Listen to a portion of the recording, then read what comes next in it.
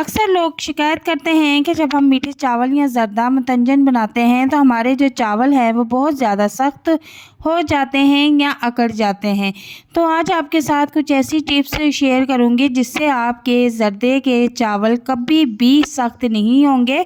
और अगर आप पहली बार बना रही हैं तो यकीन करें इतना ज़बरदस्त और वीआईपी ज़र्दा बन के रेडी होगा कि पहली बार बनाने वाला भी इसे बहुत आसानी के साथ बना लेगा।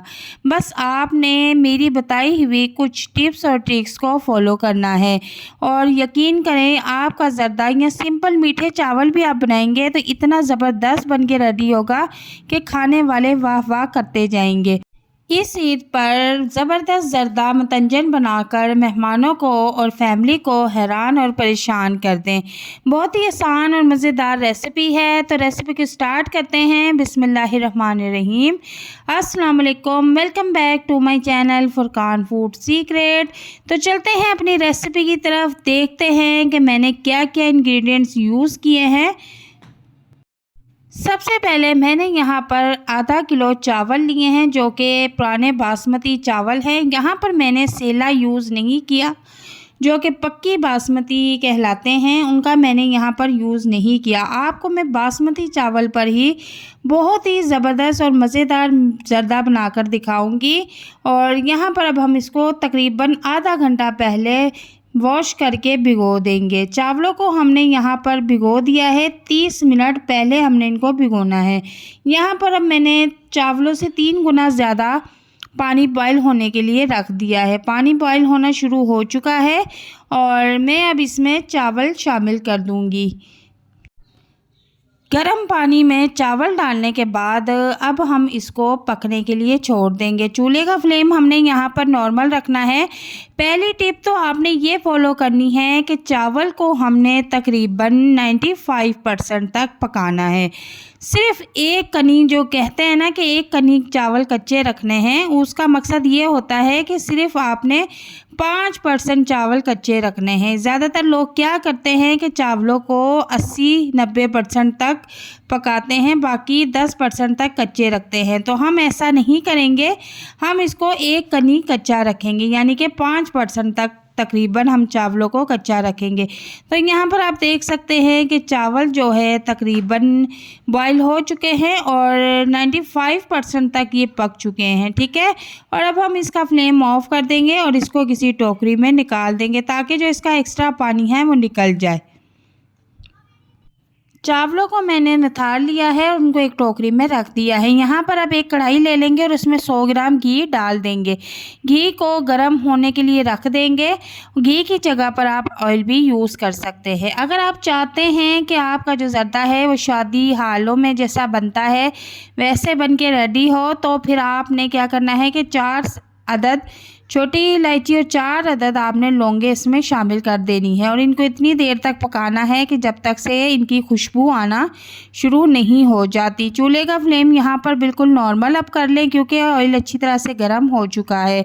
अब दूसरी अहम टिप मेरी ये है कि अगर आप चाहती हैं कि ज़र्दा बिल्कुल नरम बने, सॉफ्ट बन के रेडी हो, तो आपने इसमें 250 ग्राम दूध भी शामिल कर देना है। इलायची और लौंगे कड़कड़ाने के बाद हमने इसमें 250 ग्राम दूध शामिल किया है। इसके बाद आप टेस्ट के मुताबिक इसमें चीनी शामिल कर दें, लेकिन मैंने आधा किलो चावलों में 1.5 पाव चीनी का इस्तेमाल किया है। आप भी इसी हिसाब से पकाएं तो आपका ज़र्दा कभी भी ख़राब नहीं होगा। अगर आप ज़्यादा मीठा खाने के शौकीन हैं तो फिर आप आधा किलो चावलों में आधा किलो चीनी शामिल कर सकते हैं।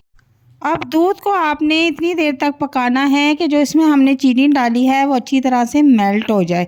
तो यहाँ पर चूल्हे का फ्लेम आपने नॉर्मल ही रखना है और तकरीबन चीनी जो है वो मेल्ट हो चुकी है। अब हम इसमें फूड कलर शामिल कर देंगे। तो ये एक पैकेट 1 किलो में यूज़ होता है, तो मैंने ये आधा पैकेट फूड कलर का दूध में शामिल किया है।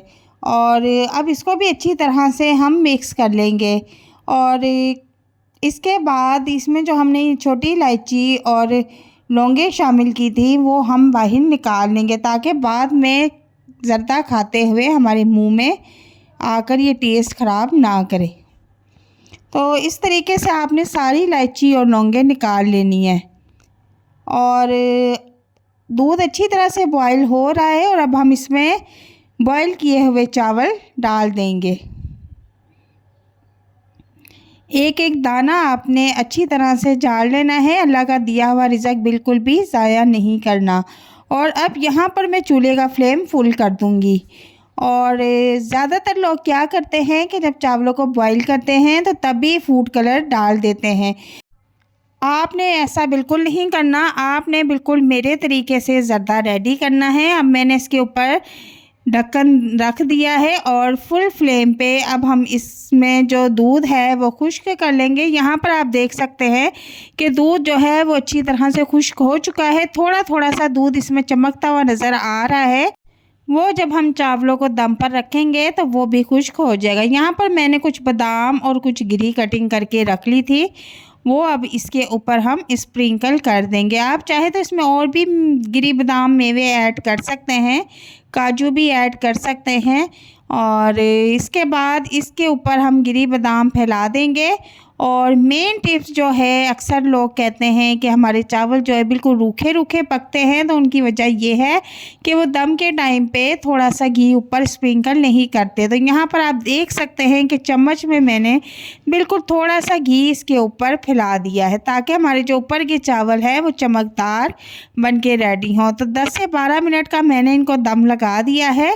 तो 12 मिनट के बाद मैं अब इसका ढक्कन हटाऊँगी तो माशाल्लाह बहुत ही टेस्टी और मज़ेदार खुशबू आना शुरू हो चुकी है। और आप देख सकते हैं कि हमारे जर्दे और मीठे चावल का एक एक दाना अलग अलग है बिल्कुल, और कोई भी ज़रा भी चिपचिपाहट नहीं है। हालांकि जब हम दम लगाने लगे थे तो हमने देखा था कि इसमें दूध हल्का हल्का चमक रहा था, वो भी जो है दम पर खुश्क हो गया है। बिल्कुल खुश्क चावलों का आपने दम नहीं लगाना, वरना आपके चावल सख्त और अकड़े हुए बनेंगे। आपने इसमें थोड़ा सा जो दूध है वो रहने देना है और उसके बाद आपने इसको दम लगाना है।